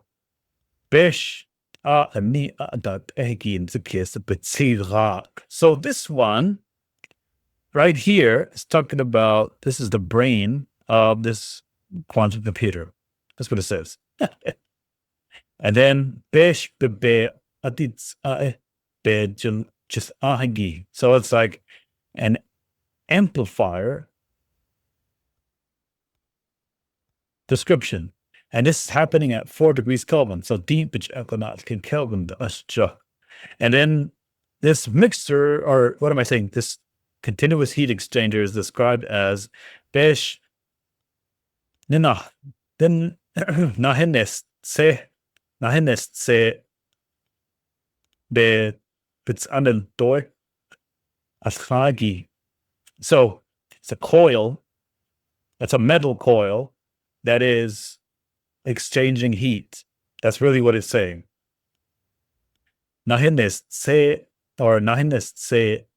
be bits anel doy asagi. There you go.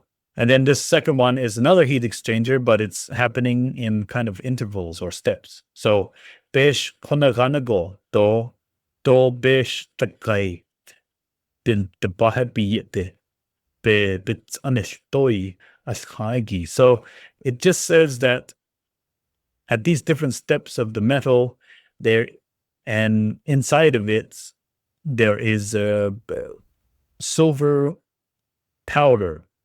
So besh takai means silver, and then the bah is a powder. So silver powder inside of it. So bihite means inside of it. And it's capable of doing heat exchange. So there you go. And then that is the gist of this whole deletion fringe setup, quantum computing setup. And then these are cryogenic cables. You can see that here. They look like kind of squiggly wires. The whole squiggliness that is introduced is just so that it's capable of bending and stretching in case it gets cold. Because as you know, when things get cold, the atoms will get tighter and tighter and more close together. And then when things are hot, the atoms start to spread apart. And those things can add up. And in that case, if you want the wire to not break, you need to have this bend. You need to have this bend on here, this little squiggly. Same thing with the ribbon cables. So in that case, you can say besh but besh. It means the metal for the computer that is cold. The wires, the metal wires for the computer that are cold. That's what I say. Cryogenic wire. There you go. And then it says besh halingo. So it just says that this is a ribbon-like cable, ribbon-like wire, metal wire. Besh sitranigi azdo. So this is a plate, a metal plate that usually sits on something, and it's cold. It is also cold, along with everything else. And then this one says besh don kol nahalingo. It is a wavy piece of wire. It's a wavy wire. That's really what it is. And then his explanation here in Navajo, I'll read it. Akodi besh asa besh do dondichhi do besh nayo bejostia eya be askaza abidilya. So abidilya right here, this means it's made for that purpose. It's made. So in this case, it says that this, so I made this translation. So it says this metal wire setup that you see here all together, they are made of this non-rusting metal, which is used to describe titanium. So it's like a titanium and niobium. So niob, a metal named after a niob. So titanium, niobium and titanium metal wires. And those are made for this refrigerator setup. So cryogenic cables that are made of niobium titanium. That's what this whole thing is basically saying. And then here is a set of renderings for the qubits. And then you'll see the top layers of the Josephson junction, for example, a tunnel barrier, and their bottom layer. So you can describe this in Navajo as well. Besh hakagi be atilit ishbedzin linigit a yisidabadzin. And then athnik is the middle, a barrier in the middle.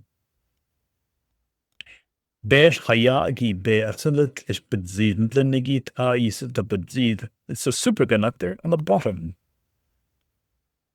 And then this one, same thing, same description. It's just that the way the wires are connected, the junctions are connected, there's usually a lot of them in series.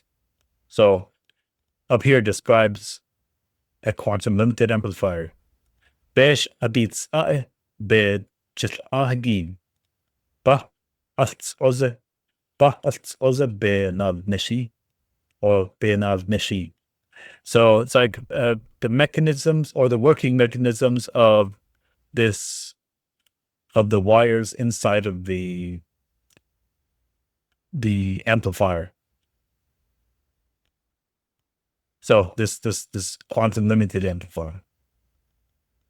And then this is a spintronics device. This is what you call a spin orbit torque magnetic tunnel junction, or an MTJ, SOT MTJ. It contains a switching, it contains a kind of switch. We call it a switching channel. And then there's we call it a free layer. It's really a bottom magnetic layer, and then a top magnetic layer, ferromagnet usually. And we call this a reference because it's kind of locked in place. The magnetism is locked. And the magnetism of this one is not locked. It's capable of jumping between one or flipping up or down. Flipping in alignment with this reference or out of alignment, but kind of in the opposite, or should I say anti-parallel. It is anti-parallel or parallel depending on how the switch is activated.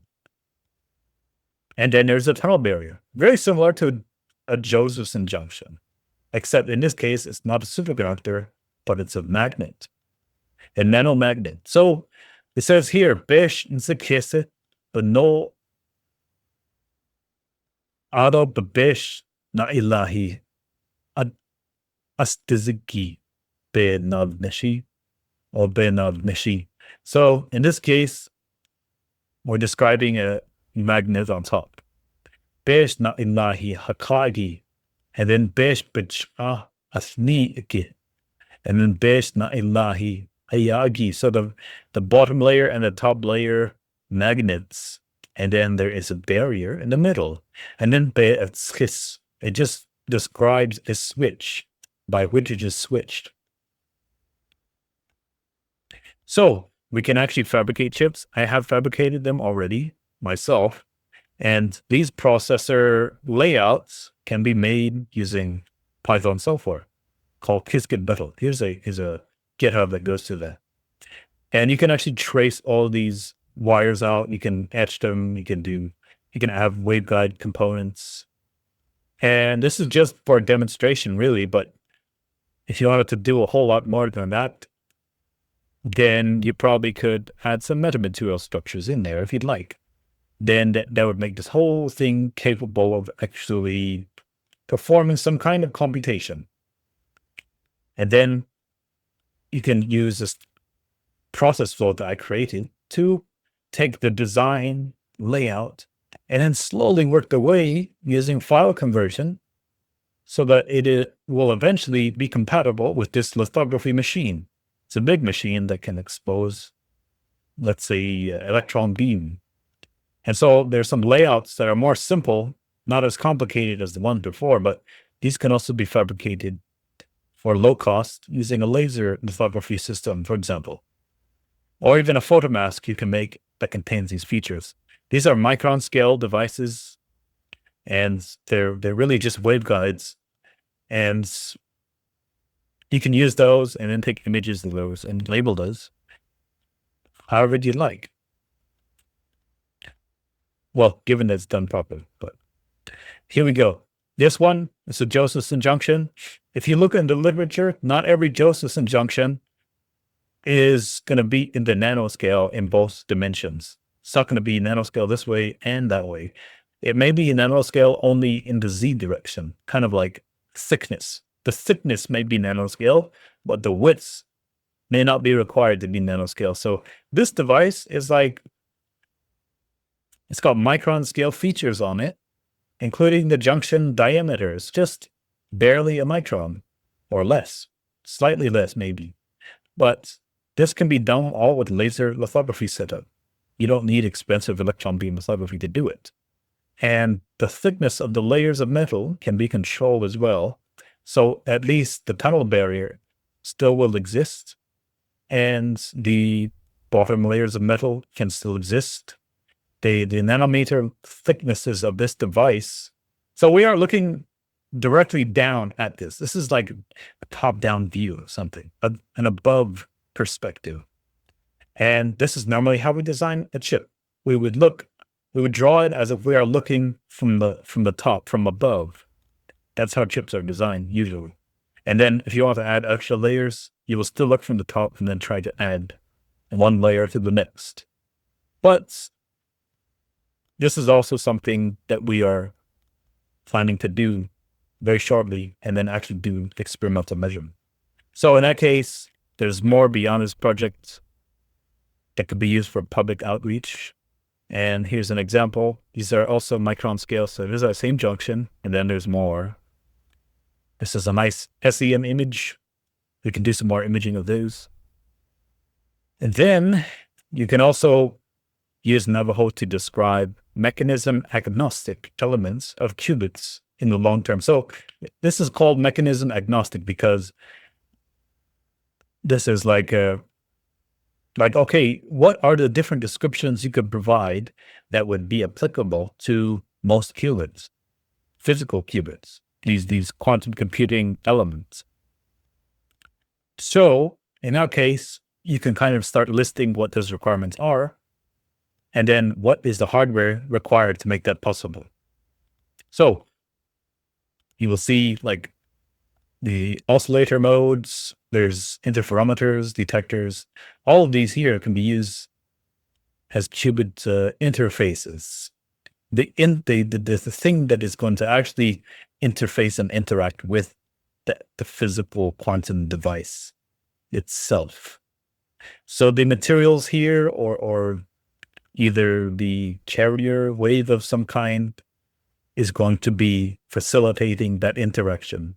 But then over here, the encoding could be, the carrier wave could be encoded, or you could actually make a physical oscillation, like mechanically, that is enharmonic, or you could do this, make this oscillation happen by means of, say, a nonlinear junction element, like a Josephson junction. That's normally how they do it. But there are other ways, of course, many different ways that all have the possibility of working into a device. And so, in other words, you can describe this as a collective, or a control and readout of collective excitations, or other spectral isolation modes. So you need some kind of isolation to make this possible, in order to make this behave like as if it is a single atom, even though you don't actually have a single atom, but you would try to make this thing all behave simultaneously as a single atom. It's like they're all working in unison. Either the atoms themselves all working in unison under a special isolated state, or maybe there's some other spectral isolation mode. So this is talking about like the different wave patterns. Could be magnetic waves, could be photonic waves, could be, what am I saying waves for? Magnons, could be photons, could be some other form of a physical of a field. Okay, so we have an electromagnetic field here, but those fields can be encoded with something. And if you do it and you get some kind of nonlinear response, meaning it may change if you can probe it somehow, then in that case, you might be able to make a quantum computing element, a qubit, or qubit, or quantum digit of some sort. So that is what you're looking for. So there may be some way to work on this description, make it stronger, and then eventually we'll get to a Navajo description of that. And so for the long term, for the many generations that will come, they can now learn what this is about. Thank you all very much. And once again, we acknowledge the Quantum Collaborative from ASU for being with us in this project, supporting this project. So, and then thank you all for listening to today's talk. It's been a long talk. You can take a break if you'd like. Somewhere in the middle, you can go back, do what you feel is necessary. But once again, although I used to Diego, it's a kiss. It's a kiss. There was a term I put at the end of the repository. So it says here, big end of the teeth means we will understand. A jogo, the kiss. Okay. Well, I shall see you around. Ish Joshi.